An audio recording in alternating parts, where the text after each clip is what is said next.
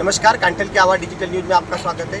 प्रतापगढ़ शहर में पंडित दीनदयाल उपाध्याय प्रशिक्षण महाअभियान 2 दिवसीय कार्यशाला संपन्न हुई है।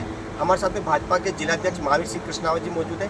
बातचीत करेंगे किस तरह से 2 दिवसीय जो कार्यशाला हुई है, इसमें किस तरह से कार्यकर्ताओं को मैसेज दिया गया, किस तरह से संगठन को मजबूत बनाने के लिए काम हुआ है। सबसे पहले तो आपका धन्यवाद। पूरे देश में भारतीय जनता पार्टी के द्वारा पंडित दीनदयाल उपाध्याय प्रशिक्षण महाअभियान की शुरुआत की गई है।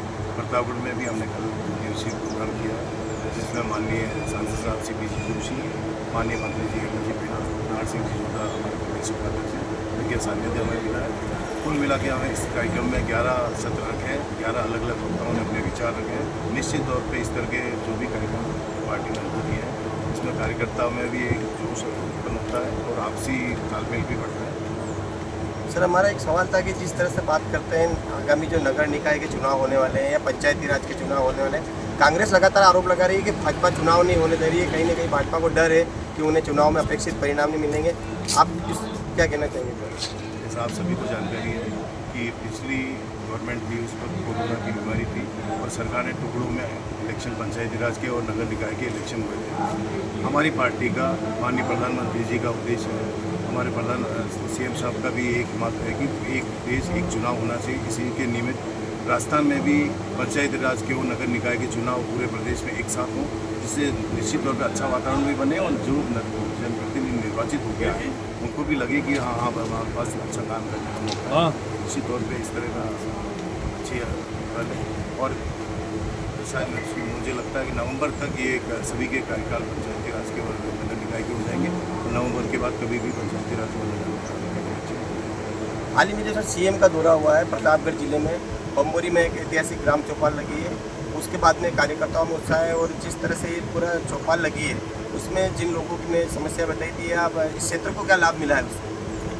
सबसे पहले तो मैं CM साहब का बहुत बहुत धन्यवाद देना चाहता हूँ कि उन्होंने एक अच्छी पहल शुरुआत की पूरे राजस्थान में इस तरह की चौपाल करके, और उसमें भी धन्यवाद ये कि प्रतापगढ़ जिले को उन्होंने सबसे प्राथमिकता दी। पूरी ग्राम पंचायत में ये कार्यक्रम हुआ, जिस तरह से गांव में सहज रूप से CM साहब और उनके साथ सभी पूरे कार्यक्रम नेतागण में थे। लोगों को भी लगा कि मुख्यमंत्री जैसा आदमी भी हमारे यहाँ गाँव में आ सकता है और हमारी समस्या सुन सकते हैं। उन्होंने काफ़ी सुझाव लोगों ने दिए, CM साहब ने भी काफ़ी सुझाव दिए थे। निश्चित तौर पर कि इसी तरह की बाकी और जिलों में भी CM साहब ने वहाँ भी इस तरह के कार्यक्रम किए और सभी सफल हुए। सर, प्रतापगढ़ के लिए उसमें कोई खास सौगात मिली है क्या प्रतापगढ़ जिले की? निश्चित तौर पे मेरी भी बात हुई थी CM से, भी काफ़ी फोन आए थे। CM साहब ने भी लोगों से पूछा है, नरेगा के बारे में भी बात हुई है। अभी नरेगा की कंडीशन शुरू हुई है जिले में, जो ऐसे 85,000 लगी है उनके, और राजीव का एक मिशन है जिसमें महिलाओं को काफ़ी फायदा है।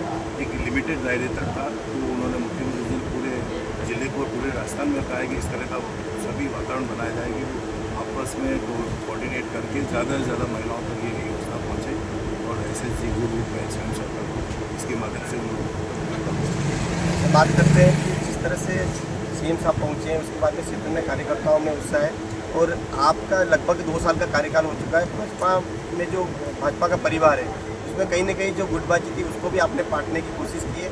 2 सालों में आप वर्तमान में भाजपा जो संगठन है प्रतापगढ़ का, उसको किस तरह से देखते हैं और किस तरह से कार्यकर्ताओं को एकजुट करने में आप सफल हुए? निश्चित तौर पर पार्टी ने मुझे जानकारी दी है अध्यक्ष के तौर पर।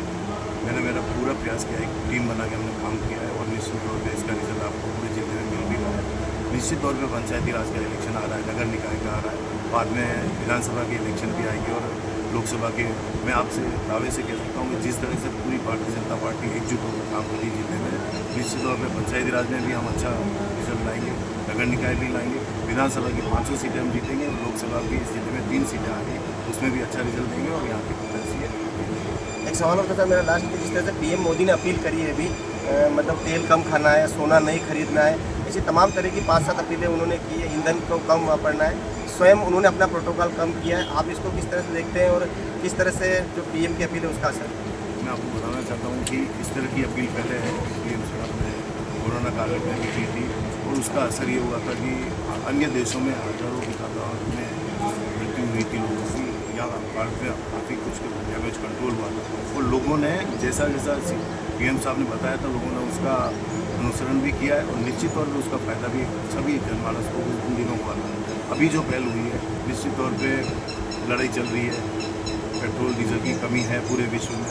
अमेरिका में एक बताना चाहता हूँ, अमेरिका में 70-80% तक डीजल पेट्रोल की दाम बढ़े और भारत में 2.5% 3% के दाम अभी पेट्रोल और डीजल में बढ़े हैं। गैस में भी कुछ ज़्यादा नहीं बढ़ी है। ये एक बहुत बड़ी उपलब्धि भारत सरकार की है और इसके लिए मैं पीएम साहब का भी धन्यवाद देना चाहता हूँ। दूसरा, प्रोटोकॉल के बारे में निश्चित तौर पे अभी जो समय है, डीजल अनावश्यक रूप से अगर ईंधन की बचत अगर की जाती है तो बहुत अच्छी बात है सरकार की, पीएम साहब। तो ये थे प्रतापगढ़ भाजपा के जिलाध्यक्ष महावीर सिंह कृष्णावत, जिन्होंने हमारे तमाम सवालों का जवाब दिया है और प्रतापगढ़ भाजपा की उपलब्धियों को गिनाया है, कार्यकर्ताओं को एकजुट रखने का उन्होंने संदेश दिया है। जिस तरह से प्रतापगढ़ भाजपा काम कर रही है उसको लेकर अपनी बात रखी है। धन्यवाद। काटल की आवाज़।